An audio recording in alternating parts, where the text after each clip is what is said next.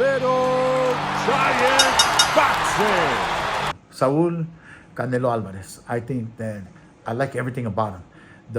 The fact that he's a shot caller, and he's looking out for his best interest, Right. and there ain't nothing wrong with it, Right. because I've said this before, not just with Canelo Alvarez, but with other fighters as well. Make as much as you can, because at the end of the day, no one's going to take care of you. When you retire as a fighter, you think anybody's going to worry about whether you're able to pay your mortgage, or You're saying the you game have don't gas give a in the fuck car. about you. I go, yeah, no, and that's why I say, you know what, man, make that money. It's a business as well, and treat it as such. And whatever you can get it. And Oscar, and the fact that he walked away from Oscar and all them, fucking, that's a badass. It showed that he has what it takes to be who he is. Well, what else do you like about Canelo that you think makes him so special? His attitude. I love that fucking attitude about, but that's what a fighter is. He has the right attitude. He could be smiling and have fun, but then it can turn off quick, and that fighter in him, because he reminds me of my brother. My brother Gennaro was kind of like that. He was a very nice, humble guy and shit, man. But don't piss him off, because he'll fucking tell you to go fuck off. You have any stories of Canelo? Because I know you've been in boxing for 50 plus years, so obviously you must have crossed paths, or maybe No, seen something or a sparring session or something like that. no, I ran into him one time a long time ago, but it was like he was already pretty much a star in Mexico, and I didn't know too much about his career, but when he first came to the United States, we met at a Japanese restaurant here around the corner from Little Soka here, and I really didn't. I talked to really my conversation was with Eddie Reynoso. I had a fighter that was going to fight out there, and he was going to, take care of him. So that's why we had that meeting. But other than that, the last time I saw Saul was when he fought. What the hell did he fight? He fought at the plant. Los Cholos or something? No. He fought over in Las Vegas at Mandalay Bay. So when he fought that night, I got hired to go and watch his hand wrapping and to make sure that he didn't do anything illegal. So when I went there and I go into the room, and Canelo goes, "Hey, ¿qué ole, Rudy?" He knew your name. Yeah, and I go, "Oh," I was really surprised. And he goes, "Man, I see." He goes, "Siempre te veo in the UFC and las peleas de la UFC," and I'm like, yeah, man, I'm always there. And so I started talking to him, and before I knew it, man, I'm like, I was supposed to go in there like to supposedly piss him off, but ended up like, hey, all right, man, well, yeah, you guys did a good job, man, and okay, see you guys later. All right, bye. Hey, best of luck. And I left. When the fight started, I was over there by State Line. I didn't stick around to watch the fight. I was there for that purpose, to watch the hand wrapping, and that's what they paid me to do. And so I just watched, and then I left. I believe that I just thought that the fight was going to be pretty much one-sided, and I left. Damn. So I wasn't wrong. What do you think about his fight with Crawford? Obviously, Crawford, he looks big. I saw an interview. He looks really big. He looks like he's getting big, little Crawford? by little, yeah. I think that... We went up from 154 to 168, two weight divisions. Well, here's the thing. Damn if you do, damn if you don't. Okay, so if he doesn't beat, I think I'm okay with that fight, because it's going to generate a lot of money for both fighters. Yeah, Crawford's going to get paid. Yeah, Crawford's going to get paid, and so good for him. Yeah. But if you're asking me who wins, well, of course I'm going to go with Canelo Alvarez. I think he beats him. He's a bigger version of Crawford. There's nothing that Crawford brings to the table. Well, remember, okay, look at it this way. Crawford started at 130. Canelo started at 140. Kind of like that, no?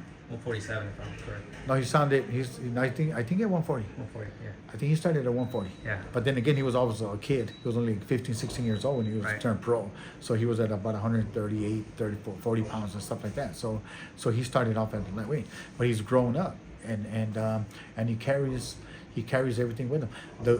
The good, what both have in common, I think, is that they take care of themselves. Right. Outside of the ring. They they're I've never seen or heard that Canelo Alvarez is all drunk and doing stupid things, you know. And so and Crawford, same thing, you know. They're very, they seem to be fighters that take care of themselves. Right. But I think that Canelo's a bigger version of Crawford. Yeah, he doesn't turn southpaw or fights both, but I think that he's just a bigger guy, and you know how boxing goes is like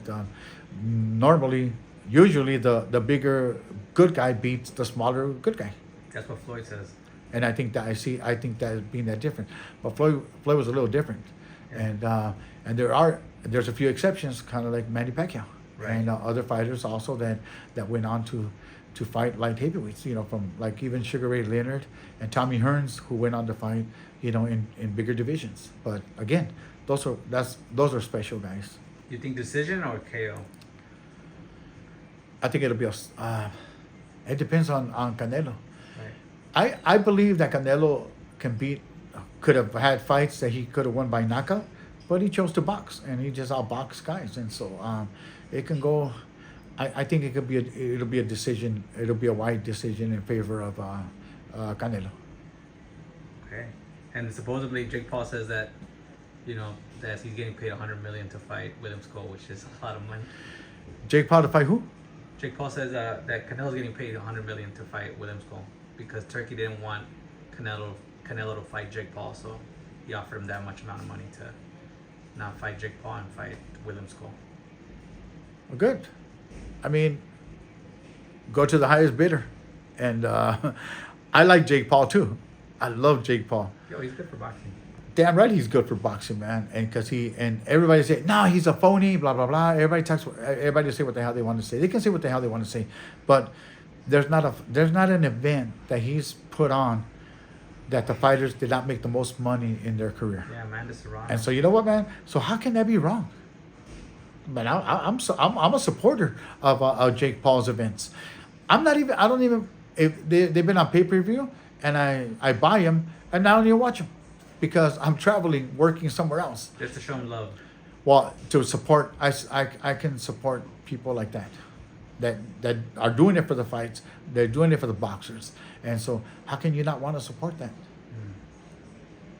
All right. Anything else you want to touch on? Obviously, Rudy, you're here training young kids at the LA Boxing Gym in Little Tokyo. It's a beautiful gym. It inspired me to come train here. I'm hoping that I wake up tomorrow and we have a few more promoters promoting boxing, and then we have shows being consistently programmed every 2 weeks, that we have boxing matches going on. Like back in the old days, is your like back in the day, and I don't see it happening anytime soon. But it's sad that, but it's a little bit of everybody's fault. I think that the fighters, they're to blame too, because I want to make X amounts of dollars. I go, yeah, well then bring that much money back into the event so that they can pay you that money. But fighters, they outprice themselves. They think that just because they're good fighters, they feel like they're worth millions of dollars when they can't even sell $100,000 in tickets. So how are you going to pay somebody millions of dollars when they can't even sell $100,000 ticket? That's interesting. That's true. Awesome. They should earn it based on the views on TV and the ticket sales. Then they should get paid. That sounds fair. If you're offered this amount of money and it was reasonable, then you fight. But don't ask for all like Crawford and all these guys, man. Crawford, tell me, when was the last time that Crawford sold out an arena other than his hometown? Maybe even in his hometown, how many tickets would he be able to sell? And if he's able to sell them... In hometown, he's a hot ticket seller. And in his last fight with Spence, I'm sure it was... I don't know if it was sold out. I don't remember. But it had a really great crowd, if I'm being honest. At home? No, in Vegas. At home, the last time he fought the Armenian kid. I forgot his name. But yeah. And what happened? I don't know if it was a sellout, but yeah. And the thing is that, well, based on who you're fighting is where you're going to get paid. Now the promoters offer you, let's say like I'll use my brother as an example. My brother wanted to make a lot of money, but he couldn't even fill the Olympic auditorium, and it was around the corner from the house. And then he fought Carlos Famoso Hernandez that night at the Olympic auditorium, and we're in the ring. We jump in the ring, and I look around, and I saw a bunch of empty seats, and I told my brother, I go, my exact words were to him were like, "Look, you motherfucker, you can't even fucking fill the Olympic auditorium, and it's just around the corner from the house, and you want me to ask him for millions of dollars?" And they go, "Fucking sell the tickets first." And then he goes, "Fuck you, motherfucker." Those were my brother's exact words to me. "Fuck you, motherfucker." And I started laughing, and he just shook his head. The hell with it. And this is before the fight started. So, anyways, I just wish that we have more. We can bring boxing back to the old days, to the glory days. Yeah, to where people wanted to come and watch the fights. But you gotta see, that's what I love about the UFC.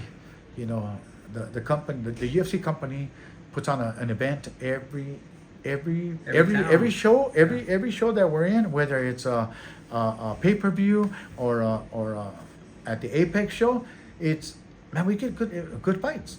You know, let's say there's 12 fights, we get 9, 10, 11 good fights out of it. Yeah. One of them can be like a little, but they are competitive. You know, there hasn't been a fight that I've been to where I say, this is boring. This is boring. I've never been bored at any of the fights when I've been in with the UFC, because it's a game changer. The wrong turn could be a game changer. You know, and they stay busy. So, you know, from fight 1 to the main event, it could be a fight of the night. Yeah, and anything can happen. Yeah, anything can happen. All right, shout out Dana White's getting into boxing, so that should be interesting too. I kind of read a little bit about it and what he's doing, and I'm like, well, good. If I think if I'm not mistaken, he was in boxing a long time ago, before he was with the UFC, before he was with MMA. I didn't know that. Yeah, he was with boxing before, and I believe that the structure that he has right now is good. And I like the fact that he's going to make fights. He's going to make them happen. If you don't want to fight, then get the hell out of here. Next, and move on. We move on to the next one. And I don't care about records. I care about, I want to see an event where, like, people want to watch. Right. You know, and we want to watch fights. Right. All right, Rudy, anything you want to leave us with? What? Support the sports, boxing and MMA. And come train at your gym, LA Boxing Gym here in We're here at Alley Boxing. to learn real boxing, not like a fitness class, right? Well, I'm kind of like You're old how school. boxing was and should be, and I'm not here to accommodate you. If you have feelings, don't come here, because we're gonna hurt your feelings. I will take advantage too, because but you'll toughen them up. You'll make them into real. yeah, if you're having problems with your children, bring them here. Having problems with your husband, bring them here. Having problems with your wife, bring her here too. We're here to accommodate everybody. You know, once you walk through those doors, you know, open season, everybody gets in the ring. Everybody gets to get punched. They get to punch and be punched. And till up to now, no one has left the gym And they love disappointed. It, right? And they loved it, right? They haven't left disappointed. They like it. Of course.